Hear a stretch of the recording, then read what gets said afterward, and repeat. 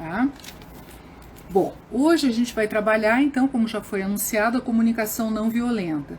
Esse tema vai ser trabalhado em 2 lives, na realidade, no mês de abril. Hoje, no dia 1º, e no dia 15 de abril, tá? Aí a gente vai ter algumas novidades no dia 15, nos aguardem, tá? No dia 8 de abril, que é quinta-feira que vem às 20 horas, a gente vai estar trabalhando esgotamento profissional ou síndrome de burnout com o Cardoso, que já veio aqui 4 vezes trabalhando com a gente, né? E que... Oi, Nétia, seja bem-vinda, querida. Tá bom. E, enfim, vai vir na quinta-feira que vem trabalhando esse tema, assim, que é um tema bem instigante, tá? No dia 15, então, a gente vai ter a sequência da comunicação não violenta, e eu e mais 2 pessoas, a gente vai fazer um teatro aqui, nos aguarda. No dia 22 de abril, eu vou trazer um psicólogo também, né, que é o Gustavo Batista, e ele vai estar falando sobre drogas, né? Ele trabalha na Secretaria da Justiça com esse tema, faz parte da diretoria, e nós vamos estar falando sobre drogas, políticas públicas e tratamento de usuário. Também é um tema bem instigante, aguardamos vocês. E no dia 29 de abril, porque esse mês nós temos 5 quintas-feiras, né? A gente vai estar falando sobre políticas públicas e saúde para a população LGBT, LGBTI+, enfim, são várias denominações, né? E vai estar o Gerson aqui, né? Que fez a sua dissertação de mestrado sobre esse tema, é um conhecedor desse tema há muito tempo. Oi, Marcelo, seja bem-vindo.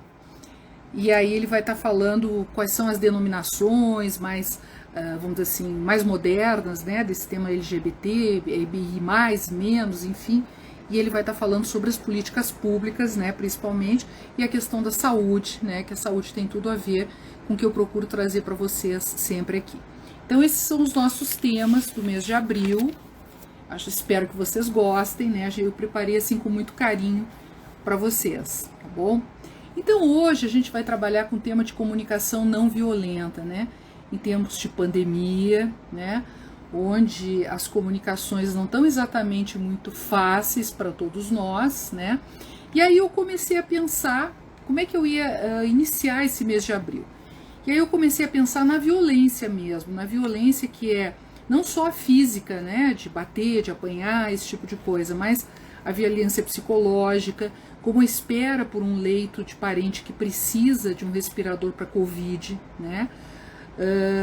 Ver parentes morrerem sem poder se despedir, né? A gente está vendo isso toda hora.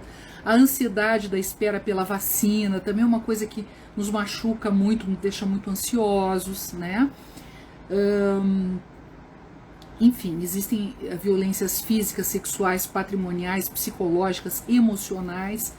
E o Gandhi chamava a violência emocional de passiva, né? Porque a pessoa às vezes ficava impactada e não colocava para fora. E ele designava essa violência como a mais perigosa de todos, tá? E a violência às vezes também não é só com o outro que a gente é violento, ou o outro é violento com a gente. Às vezes a gente é violento com a gente mesmo, né? Não olhando as nossas necessidades, trabalhando às vezes sem pausas, né, direto, assim, sem olhar o quanto que a gente precisa descansar, se recuperar, ter lazer também, ter prazer, né?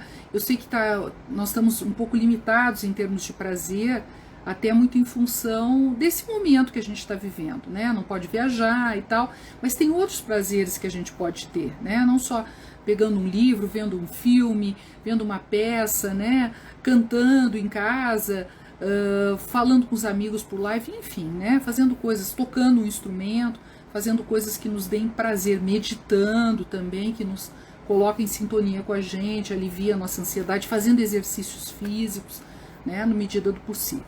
Bom, então, na realidade Gandhi dizia outra frase também bem interessante, ele dizia o seguinte, que nos tornemos a mudança que desejamos ver acontecer no mundo, né? Porque a gente fala muito assim, é muito fácil, a gente já viu até em outras lives aqui, a gente projetar a nossa agressividade no outro, projetar as nossas coisas ruins no outro, a gente projeta as boas também, e a gente fala tanto, esse mundo, essa política, esse governo, esse... Não é que a gente não tenha razões para se queixar, a gente até tem, mas muitas vezes a gente esquece que também nós podemos fazer alguma coisa, né? Tem uma história muito interessante que fala, é uma pesquisa que fala, por exemplo, das pessoas que veem um acidente na rua ou na estrada, né? De repente tu tá dirigindo uma estrada e tu vê um acidente acontecer, e aí eu até sempre tive assim por hábito de não parar se eu não puder ajudar. Eu só paro se eu puder ajudar as pessoas. Isso antes de saber dessa história.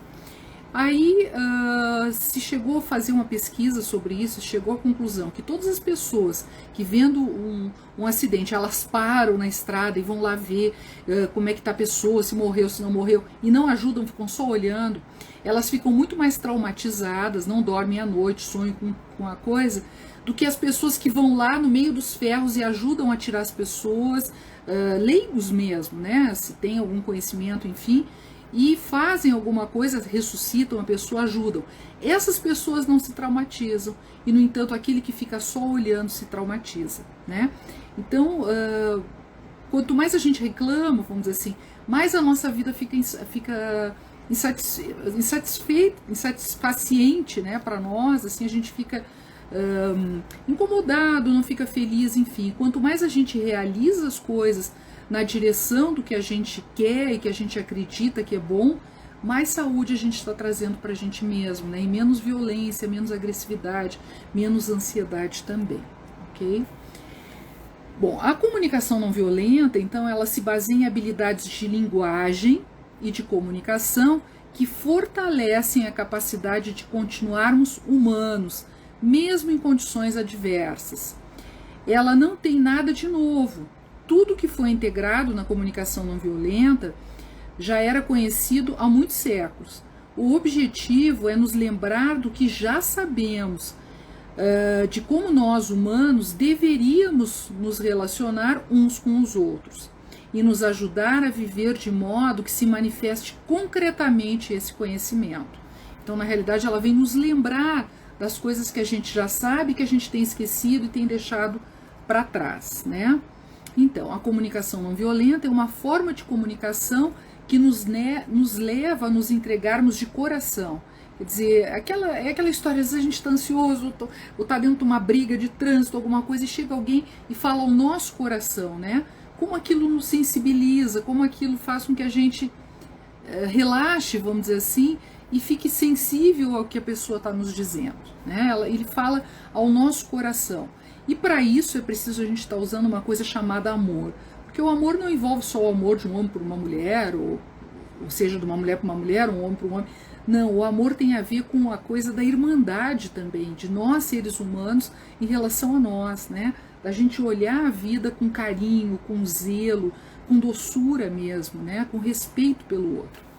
Então, existe uma abordagem específica de comunicação, falar e ouvir, que nos leva a nos entregarmos de coração, ligando-nos a nós mesmos e aos outros de maneira tal que permite que a nossa compaixão natural floresça, venha à tona.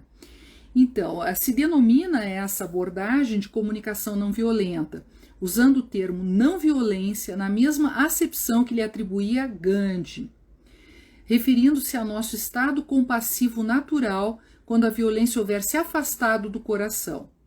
Embora possamos não considerar violenta a maneira de falarmos, nossas palavras não raro induzem a mágoa, a dor, seja para os outros, seja para nós mesmos, né? Porque às vezes a gente fala coisa ou com ironia, que também pode ser agressivo, ou então de uma forma ríspida, né? E aí, mesmo que o conteúdo não seja tão agressivo, mas a forma como a gente coloca essa comunicação acaba batendo dessa forma para as pessoas.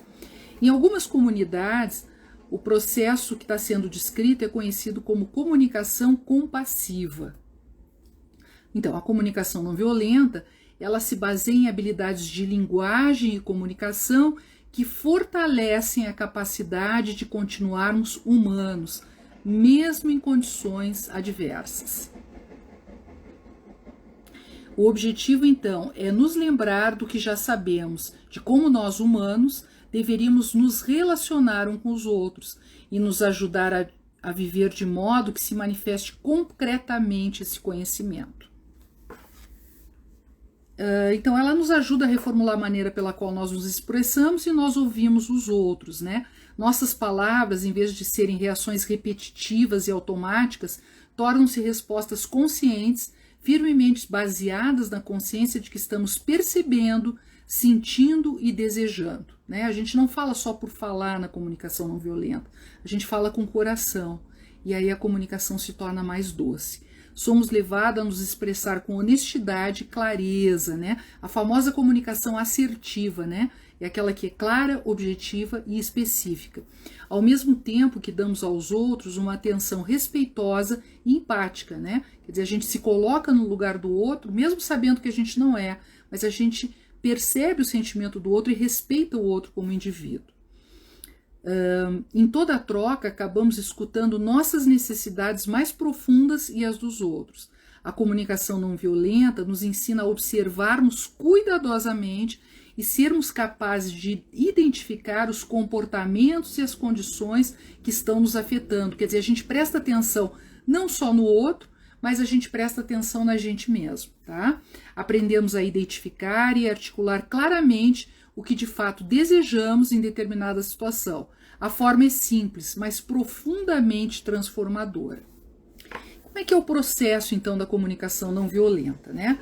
Para chegar ao mútuo desejo de nos entregarmos de coração, concentramos a luz da consciência em 4 áreas, que a gente vai referir, então, como os 4 componentes da comunicação não violenta. São eles: a observação, o sentimento, a necessidade e o pedido. Então, na observação, a gente observa a situação como um todo que está acontecendo, em vez da gente já sair impulsivamente agindo, a gente observa.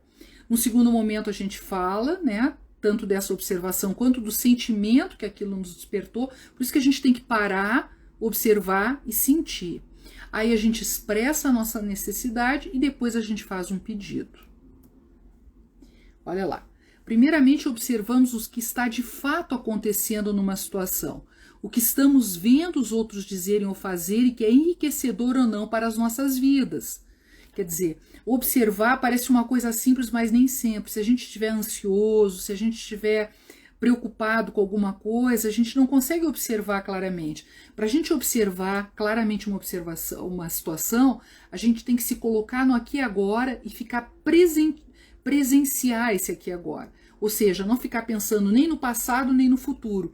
Ficar curtindo esse momento e ver esse momento como novo, como um presente. Aí a gente consegue observar, é isso aí que está acontecendo, e aí a partir dessa realidade eu consigo me comunicar. O truque é ser capaz de articular essa observação sem fazer nenhum julgamento ou avaliação. No momento em que eu avalio, aí eu já saí um pouco da minha capacidade de ser autêntico, de agir com o coração.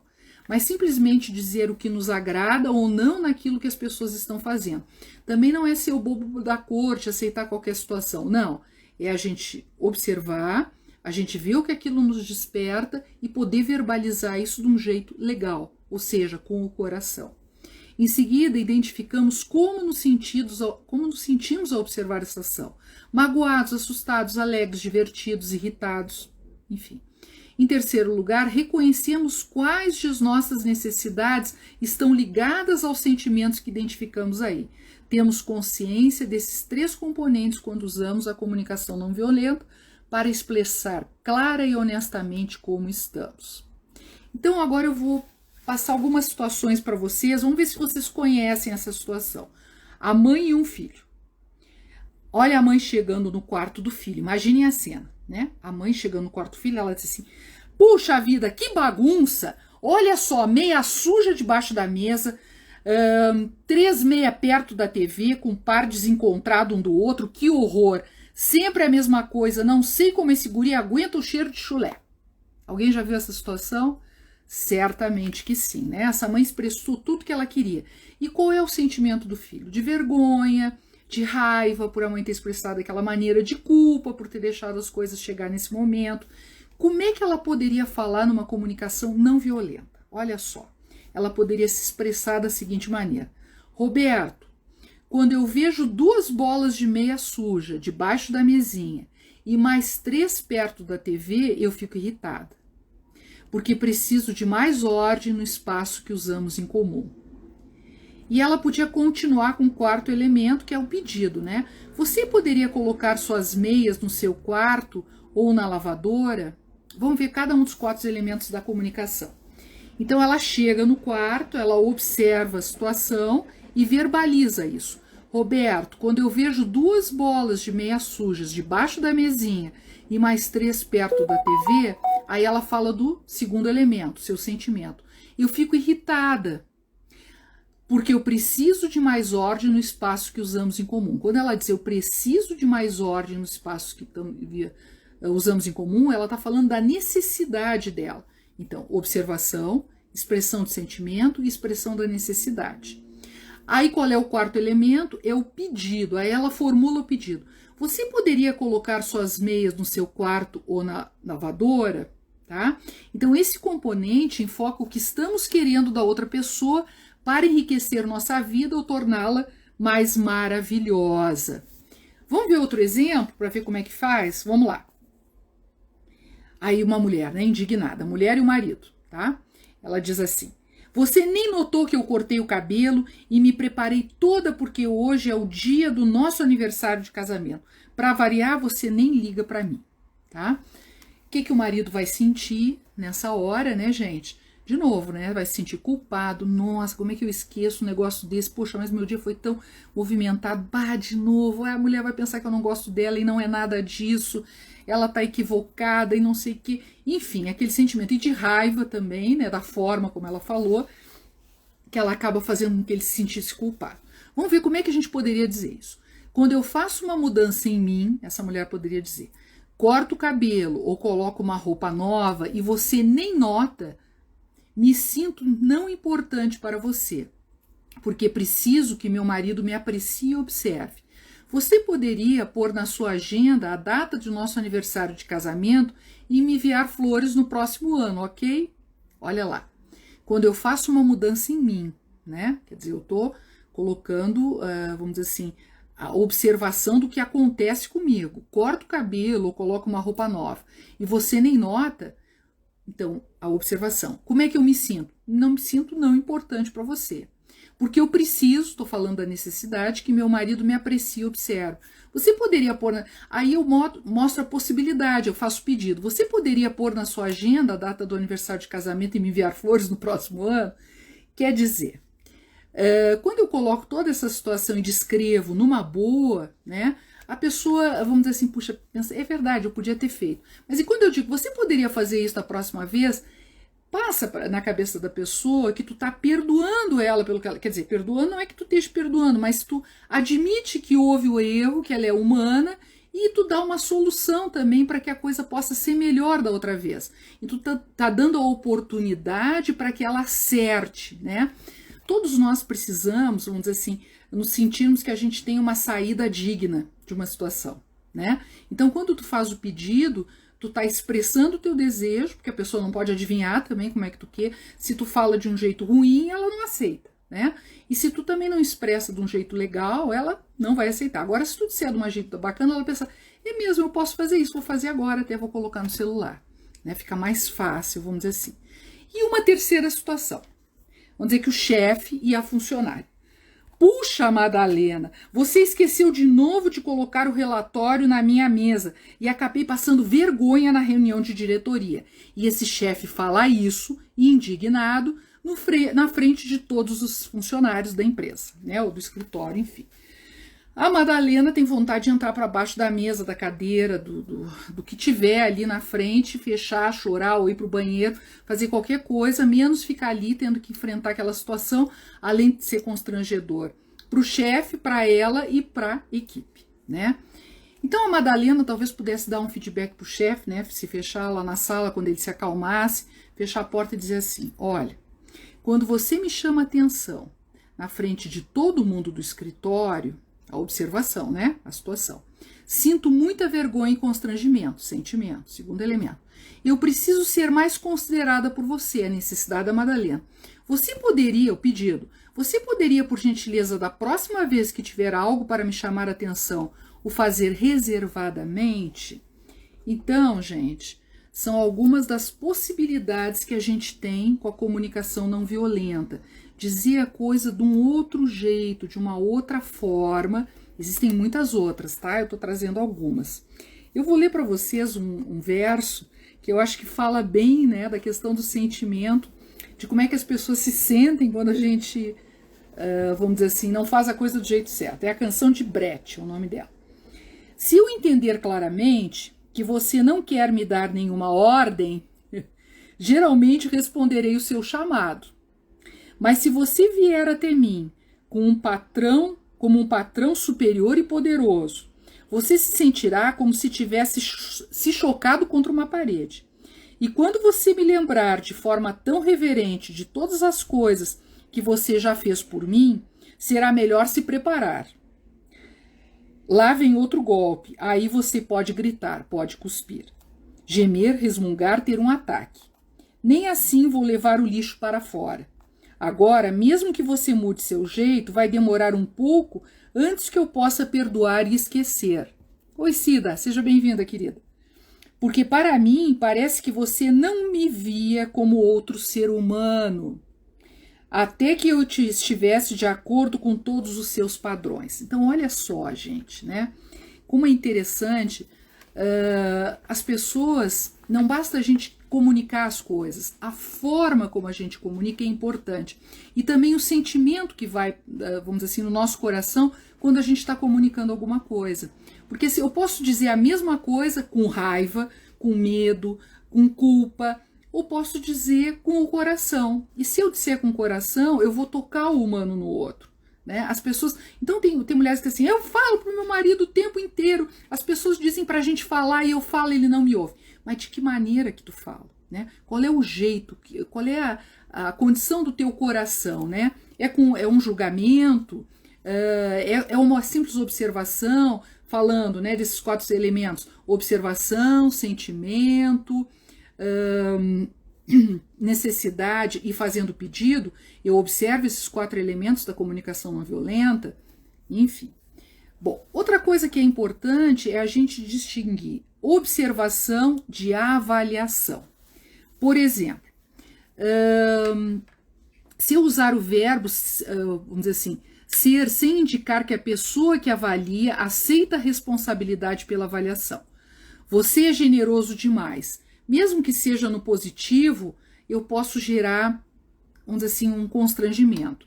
Talvez em vez disso eu possa dizer assim, ó, quando eu vejo você dar para os outros todo o dinheiro do almoço, acho que está sendo generoso demais. É a minha observação. Estou achando que você está sendo muito generoso. Quer dizer, porque quando eu faço uma observação avaliativa, mesmo que seja no positivo, você é generoso demais, aquilo não faz sentido para a pessoa, vamos dizer assim, a menos que eu possa descrever essa situação. Tá? Outra coisa, usar verbos de conotação avaliativa. Por exemplo, João vive deixando as coisas para depois. Talvez em vez disso eu possa dizer assim, João só estuda na véspera das provas. Né? Então eu estou descrevendo o comportamento, é mais interessante para o João e fica mais, vamos dizer assim, em vez de eu estar avaliando, eu estou descrevendo e vou deixar para ele tomar as conclusões dele sobre a situação. Implicar que as inferências de uma pessoa sobre os pensamentos, sentimentos, intenções ou desejos de outra são as únicas possíveis. Por exemplo, o trabalho dela não será aceito, quer dizer, eu já sou categórico. Será que ele não será aceito? Quem sabe a gente deixa, vamos dizer assim, a dúvida no ar, né, para a comunicação ser mais efetiva. Eu posso dizer assim, acho que o trabalho dela não será aceito, ou ela disse que o trabalho dela não seria aceito. Confundir previsão com certeza. Às vezes a gente tem muitas certezas, né? Por exemplo, se você não fizer refeições balanceadas, sua saúde ficará prejudicada. Então parece uma coisa de dedo em riste, né? Olha, se tu não fizer isso, parece a coisa da mãe, né? Vai acontecer aquilo. E nem sempre acontece assim. Talvez eu pudesse dizer outra coisa, ó. Se você não fizer refeições balanceadas, temo que sua saúde ficará prejudicada. Por incrível que pareça, gente, as pessoas escutam muito mais a gente com esse toque, né? Com esse jeitinho mais sutil do que quando a gente é muito categórico, muito de dedo em pé, em riste, né? Outra situação também de avaliação, não ser específico a respeito das pessoas a quem se refere, né? Então, os estrangeiros não cuidam da própria casa. Quer dizer, todos os estrangeiros são assim? Oi, Ini, seja bem-vinda. Será que todos os estrangeiros são assim? Ou eu posso dizer da seguinte maneira: não vi aquela família estrangeira da outra rua limpar a calçada. Isso é um fato. Quanto aos fatos, não há argumentos. Por isso, a observação é o primeiro elemento da comunicação não violenta. Outra situação: usar palavras que denotam habilidade sem indicar que está fazendo uma avaliação. Zequinha é péssimo jogador de futebol. Talvez eu possa dizer o seguinte: em 20 partidas, Zequinha não marcou nenhum gol, né? Quer dizer, talvez Zequinha precise treinar mais, né? Aí ele vai pensar que o que será que está faltando para ele fazer o gol? Em vez de pensar que ele é péssimo, talvez ele possa pensar que é treinável. Fica mais palatável para a pessoa e, vamos dizer assim, é mais efetivo aquilo que a gente fala em termos de processo de desenvolvimento do que já categoricamente eu dizer que não vai dar certo, que o fulano é péssimo, é burro, é isso ou aquilo, tá? Outra situação: usar advérbios e adjetivos de maneira que não indicam que se está fazendo uma avaliação. Por exemplo, Carlos é feio. Em vez disso, eu posso dizer assim: a aparência de Carlos não me atrai, né? Então é mais sutil. E aí eu tenho então um versinho que eu queria também ler para vocês, que fala sobre essa situação, né? E como é que a gente escuta essa situação. Nunca vi um homem preguiçoso. Já vi um homem que nunca corria enquanto eu observava. E já vi um homem que às vezes dormia entre o almoço e o jantar. E ficava em casa em dia de chuva. Mas ele não era preguiçoso. Antes que você me chame de louca, pense: ele era preguiçoso ou apenas fazia coisas que rotulamos de preguiçosas? Será que não somos nós os preconceituosos, né? Nunca vi uma criança burra. Já vi criança que às vezes fazia coisas que eu não compreendia, ou as fazia de um jeito que eu não planejara. Já vi criança que não conhecia as mesmas coisas que eu, mas não era uma criança burra. Antes de chamá-la de burra, pense: era uma criança burra ou apenas sabia coisas diferentes da que você sabia? Procurei quanto pude, mas nunca vi um cozinheiro. Já vi alguém que combinava ingredientes que depois comíamos. Uma pessoa que acendia o fogo e cuidava do fogão que cozinhava a carne. Vi todas essas coisas, mas não vi cozinheiro. Diga-me o que você vê. Você está vendo cozinheiro ou alguém fazendo coisas que chamamos de cozinhar? O que alguns chamam de preguiçoso, outros chamam de cansado ou tranquilo, o que alguns de nós chamamos de burro, para outros é apenas um saber diferente. Então cheguei à conclusão de que evitaremos toda confusão se não misturarmos o que podemos ver com o que é nossa opinião. E por isso mesmo também quero dizer que sei que esta é apenas minha opinião. E o livro que eu estou, vamos dizer assim, lendo é esse aqui, Comunicação Não Violenta, que o termo, né, foi criado por Marshall B. Rosenberg, ok? Bom, gente, então essa foi a primeira parte da comunicação não violenta. A gente vai continuar aí a três interlocutores no dia 15 de março sobre esse tema, beleza? Não percam, tá bem interessante. Agora, também me coloco à disposição se algum de vocês aqui quiser fazer alguma colocação, alguma pergunta, pode falar no chat, fique à vontade, tá? A gente ainda tem tempo aqui. Se não, se vocês não têm nenhuma dúvida, eu vou fechando nossa live por aqui. Desejo uma boa noite a todos e até a próxima, na quinta-feira que vem, às 20 horas. Boa noite, gente. Até lá.